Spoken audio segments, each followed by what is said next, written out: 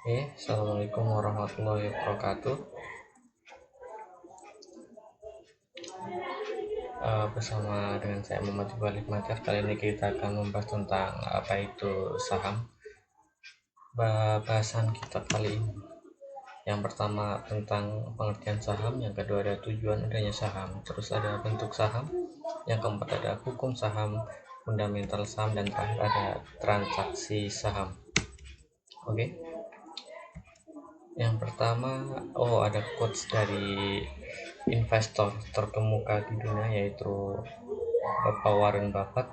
Dia pernah bikin quote seperti ini: find a way to make money while you sleep, yang kurang lebih artinya temukan cara untuk menghasilkan uang ketika kamu tidur. Ya, itu quotesnya dari Warren Buffett. Cukup menarik ya quotesnya, gimana caranya walaupun kita tidur tetap dapat penghasilan tambahan. Ya, kita simak kelanjutannya. Nah, ini ada pengertian saham. Menurut situs resmi Bursa Efek Indonesia, saham dapat didefinisikan sebagai tanda penyertaan modal seseorang atau pihak atau badan usaha dalam suatu perusahaan atau perseroan terbatas. Nah, saham ini bisa jadi suatu kepemilikan, bukti kepemilikan penyertaan modal kita kepada suatu perusahaan. Nah, kalau bisa diibaratkan, kalau teman-teman punya rumah pasti punya sertifikat atau tanda bukti. Nah, saham ini sebagai tanda bukti sertifikat sebagai rumah atau perusahaan yang kita tanamkan modal atau kita miliki. Selanjutnya ada tujuan perusahaan menerbitkan saham. Nah, tujuan pertama itu untuk mencari modal tambahan dari investor. Nah, sebenarnya sumber modal perusahaan itu secara eksternal ya bisa dibagi menjadi dua. Pertama, bisa melalui pinjaman atau menerbitkan surat utang atau obligasi, sukuk, sebagainya. Terus juga bisa melalui saham. Nah, jadi perusahaannya itu istilahnya dijual dengan dengan persentase tertentu, 20% misalnya dari nilai perusahaannya dijual ke publik. Nah, dijadikan saham untuk modal tambahan perusahaan. Nah, kita sebagai investor akan membeli saham dan perusahaan akan mendapatkan uang dari kita sebagai penanam modalnya. Selanjutnya, yang kedua, tujuannya adalah perusahaan ingin melakukan ekspansi. Nah, ekspansi di sini bisa untuk mengembangkan bisnis, mungkin karena perusahaan sudah kebanyakan order dan sedangkan modalnya cukup terbatas. Nah, saham bisa jadi solusi yang cukup cukup efektif untuk menambah modal perusahaan tanpa harus menerbitkan surat utang yang notabene harus kembalikan plus bunga. Yang selanjutnya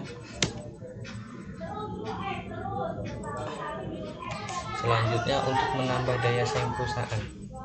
Nah, perusahaan setelah menerbitkan saham, otomatis perusahaan punya tanggung jawab kepada para investornya untuk berusaha terlihat baik.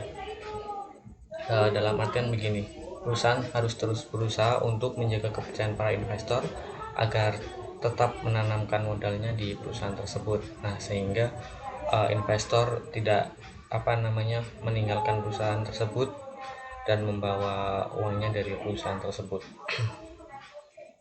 Nah, setelah menerbitkan saham, tentu perusahaan menjadi perusahaan terbuka ya, karena perusahaan terbuka itu berarti apapun yang terjadi di perusahaan harus dilaporkan ke para investornya, pemegang sahamnya, yang notabene sebagai pemilik perusahaan juga. Nah, makanya setiap kuartal maupun setiap akhir tahun, perusahaan senantiasa menerbitkan atau mengeluarkan laporan keuangan sebagai bukti transaksi apa yang terjadi di perusahaan, terus ada pergantian direksi atau apa, harus diberitahu kepada investor. Nah, ini otomatis juga memaksa ya sedikit memaksa perusahaan untuk terus mencetak profit. Selanjutnya, untuk membangun popularitas di mata publik. Nah, biasanya perusahaan-perusahaan yang sudah go public ya cenderung lebih populer daripada perusahaan-perusahaan yang tidak memiliki saham, tidak menerbitkan saham, karena biasanya perusahaan-perusahaan besar itu menerbitkan saham karena perusahaannya sudah besar, jadi bisnisnya sudah besar, jadi produknya juga sudah dikenal luas oleh masyarakat. Nah, contoh perusahaannya ada Antam, perusahaan di bidang tambang logam ya, logam emas, seperti logam emas, perak, dan tembaga ferronikel begitu. Kemudian ada Telkom Indonesia di bidang telekomunikasi ya, sudah tahu teman-teman. Yang selanjutnya ada ICBP, Indofood CBP, yang produk paling terkenalnya itu Indomie terkenal sekali ya, sampai ke mancanegara. Terus ada Unilever di bidang kecantikan seperti sabun, terus ada es krim dan alat cuci piring seperti Sunlight.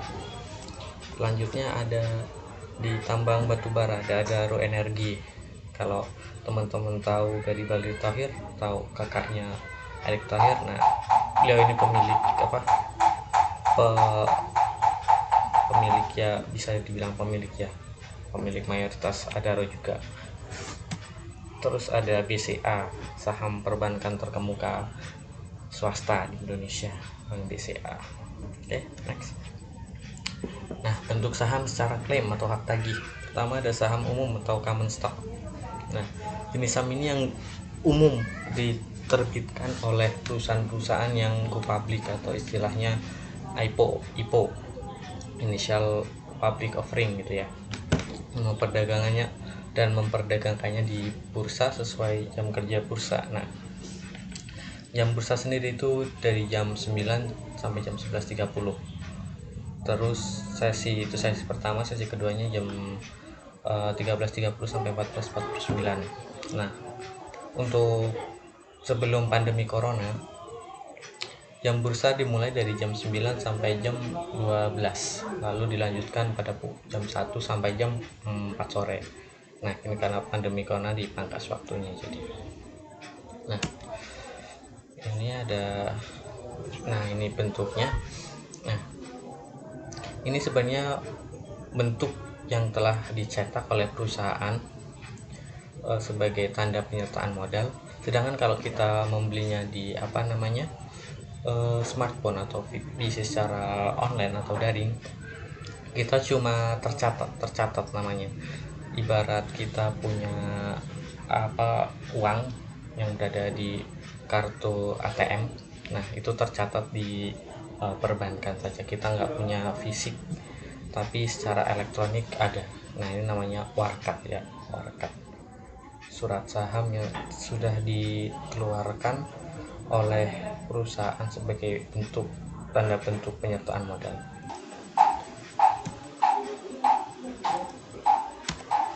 Oke, selanjutnya yang kedua ada saham preferen. Nah, ini saham preferen itu merupakan gabungan saham biasa, saham umum, common stock, dengan obligasi. Nah, jadi bisa menghasilkan pendapatan tetap karena obligasinya itu sendiri. Nah, saham jenis ini terdapat klaim atas laba dan aktiva sebelumnya, pembagian dividen tetap selama masa berlaku saham, dan memiliki hak tebus dan dapat ditukar sebagai saham biasa. Nah, jadi karena sahamnya luar biasa ya, preferen atau disukai prefer, karena ada gabungan sama obligasinya, karena jadi bisa ada kekhususan atau istilahnya diprioritaskan daripada saham umum. Nah, untuk saham preferen saya sejujurnya kurang begitu paham tentang mekanisme pembayaran obligasinya. namun ya sudah buat pengetahuan tambahan saja. Yang selanjutnya ada hukum saham. Nah, ini ada hukum saham ditinjau dari agama Islam.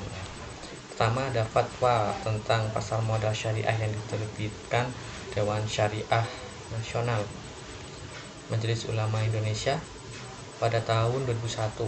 Fatwa nomor 20 tentang penerbitan reksadana syariah. Nah, reksadana dulu sebelum saham. Dan pada tahun 2003 DSN MUI menerbitkan bahwa Fatwa nomor 40 tentang pasar modal dan pedoman umum penerapan prinsip syariah di bidang pasar modal. Nah, pada tahun 2011 DSN MUI menerbitkan Fatwa nomor 80 tentang penerapan prinsip syariah dalam mekanisme perdagangan efek bersifat ekuitas di pasar reguler bursa efek. Nah, tahun 2011 juga kebetulan bukan kebetulan ya, Bursa Efek Indonesia menerbitkan atau mencantumkan indeks syariah, yaitu ada JII Jakarta Islamic Index dan ISI indeks saham syariah Indonesia. Nah, saham itu secara produk itu dapat dikategorikan sebagai saham syariah. Nah, untuk bahasan saham syariah nanti kita akan bahas di segmen yang lain mungkin ya, insyaallah. Nah, dan saham ISI itu terdiri dari 400 saham, sekitar 400 saham dari sekitar 700-an saham yang ada di bursa efek. Nah, untuk CII merupakan saham topnya, istilahnya LQ45-nya dari ISI. Nah, jadi berisi 70 saham paling top di indeks ISI itu sendiri. Selanjutnya, prinsip dasar naik turunnya saham. Nah, kenapa saham bisa naik sangat tinggi secara jangka panjang, memiliki grafik yang begitu baik secara jangka panjang? Mengapa ada saham yang sangat buruk di mata investor?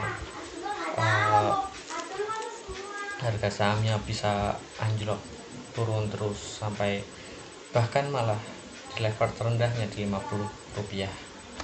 Ya, karena faktor kepercayaan investor itu sendiri. Ya, karena yang beli investor, maka mesti investor yang memutuskan apakah saham itu layak dibeli atau enggak. Nah, secara jangka panjang BBCA memiliki grafik yang sangat baik karena secara internal perusahaan itu masih cenderung baik di mata investor. Nah, sedangkan kalau saham MYRX ini cenderung mengalami penurunan, bahkan udah di level 50, dan artinya udah rendah banget harganya. Ya, kembali lagi ke investor, karena investor sudah percaya kepada saham BBCA bahwa BBCA mampu untuk terus naik, sehingga investor yang ingin menanamkan modalnya sangat percaya kepada BBCA karena telah mampu melakukan bisnisnya dengan sangat baik, mampu profit dengan sangat mampu terus mencetak profit. Nah, berbeda dengan saham MYRX ini, karena kepercayaan investor kurang, terus mungkin karena manajemennya yang kurang baik, jadi di mata investor buruk. Jadi investor cenderung malas untuk mengoleksi saham-saham seperti ini. Nah, ini tercermin dari grafik jangka panjang yang terus menurun. Istilahnya sahamnya dibuang oleh investor begitu. Nah, lalu kenapa investor menilai sahamnya terlalu baik atau terlalu buruk? Ya, karena investor juga manusia.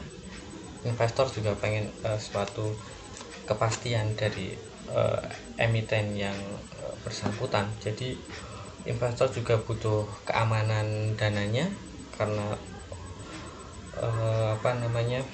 kepercayaan itu juga sangat mahal. Oke, itulah. Itulah. Oke, lanjut ya. Kalau nanti kurang gitu paham, tanyakan saja di grup chat. Oke, prinsip naik turunnya transaksi saham, harga ya maksudnya.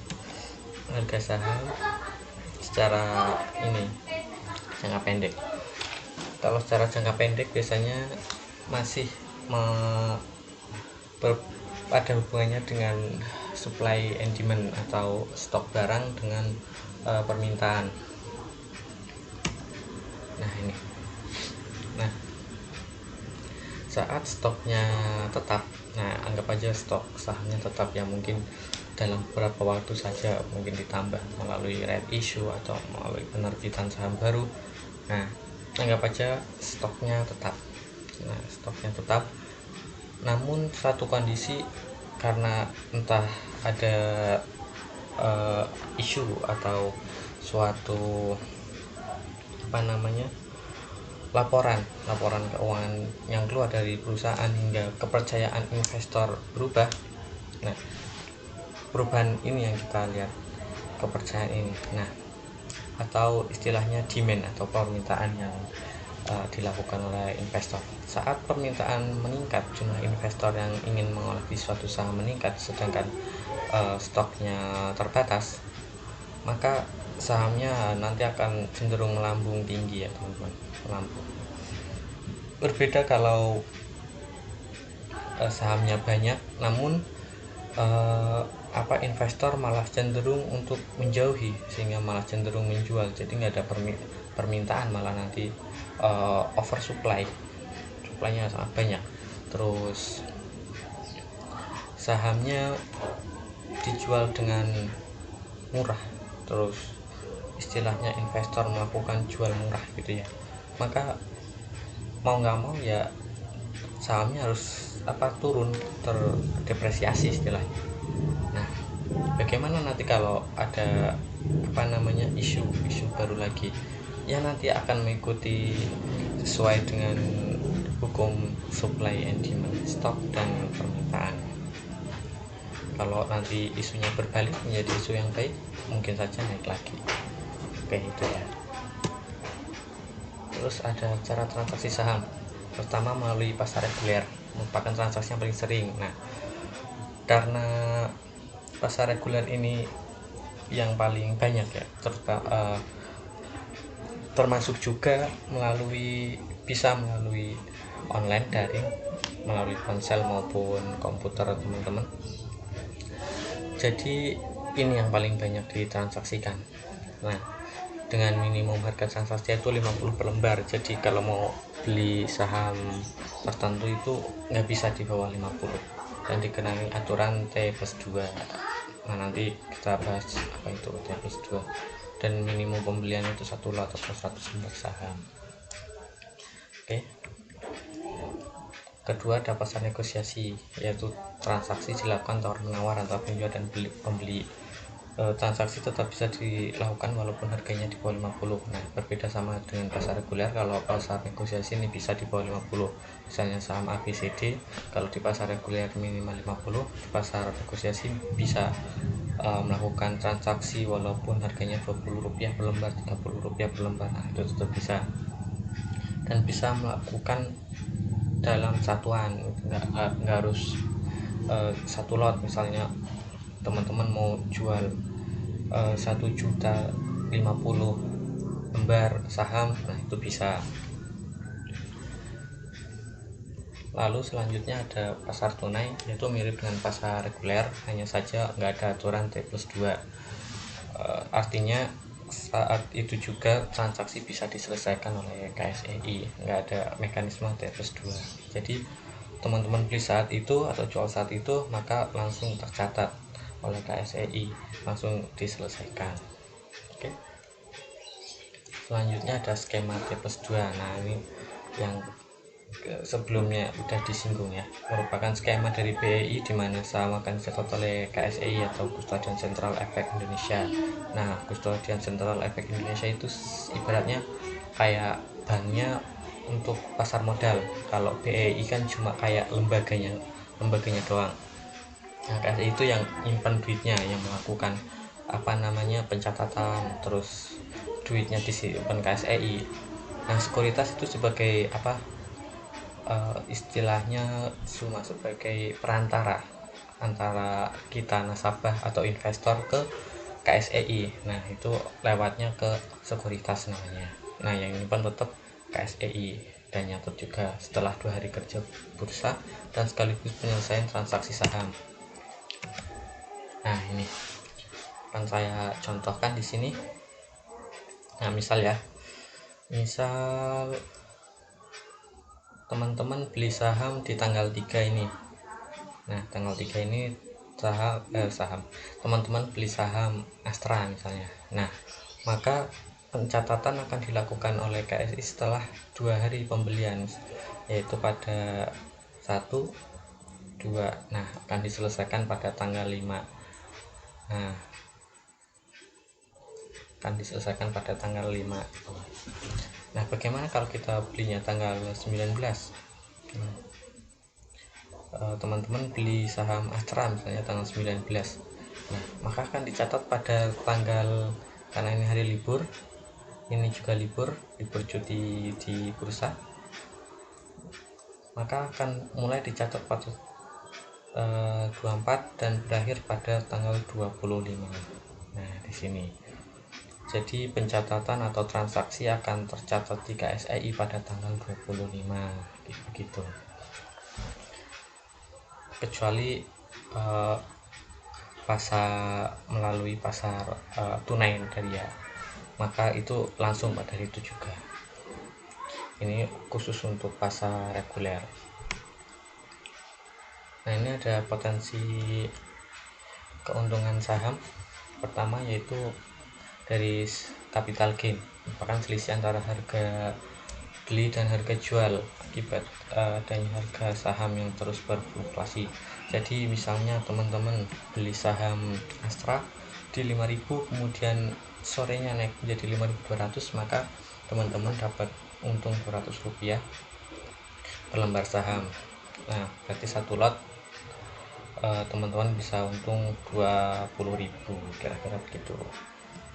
Lalu selanjutnya ada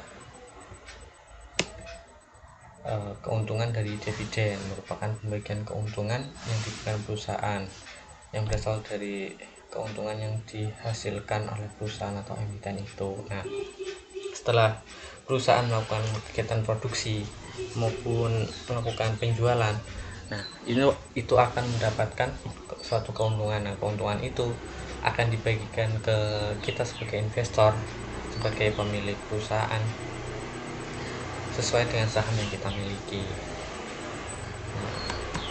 Nah, pembagian dividen bisa dalam dua bentuk, bisa tunai maupun dividen berupa saham. Nah, tunai ini biasanya langsung ditransfer ke rekening dana nasabah teman-teman. Untuk dividen saham mungkin langsung masuk juga dalam bentuk saham ke rekening akun portofolio teman-teman. Nah, untuk dividen saham sendiri saya belum pernah dapat ya, karena masih cukup jarang di Indonesia.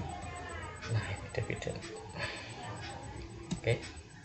Nah, selain ada potensi keuntungan, tetap ada potensi kerugian dari saham. Istilahnya ada risk, ada reward gitu ya. Pertama itu potensi kerugiannya itu adalah capital loss, yaitu kondisi di mana investor akan menjual saham lebih rendah dari harga beli. Nah, misalnya teman-teman beli saham Astra 5.000, nah sorenya malah harga saham Astra turun jadi 4.800, maka teman-teman udah rugi Rp200 per lembar atau sekitar 20.000 per lot. Nah, ini kerugian. Oke. Nah, potensi kerugian kedua yaitu ada perusahaannya pailit atau bangkrut. Perusahaan yang dimiliki dinyatakan bangkrut oleh pengadilan atau perusahaan dibubarkan. Nah, perusahaannya bangkrut ini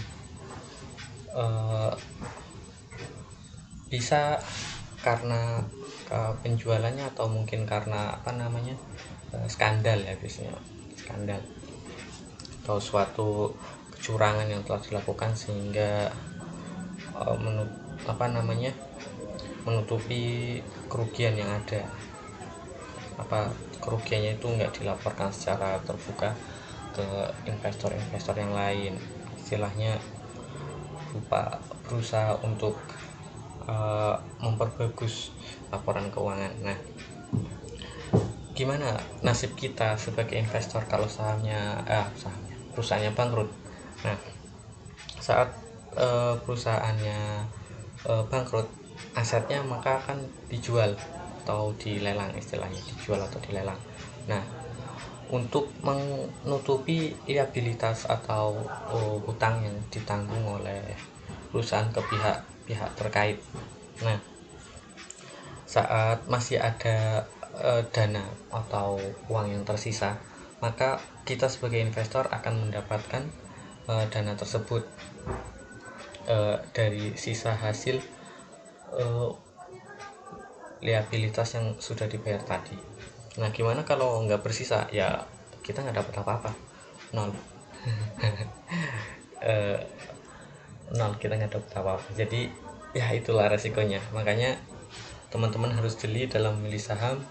Bisnisnya harus jelas, terus manajemennya harus bagus, terus bisa memberikan profit, untung. Nah, sehingga bisa terus menarik hati investor. Selanjutnya ada pertanyaan, silakan tanyakan pada grup chat. Dan terima kasih pada teman-teman yang sudah setia berada di grup ini. Masukan bisa disampaikan di grup chat. Assalamualaikum warahmatullahi wabarakatuh.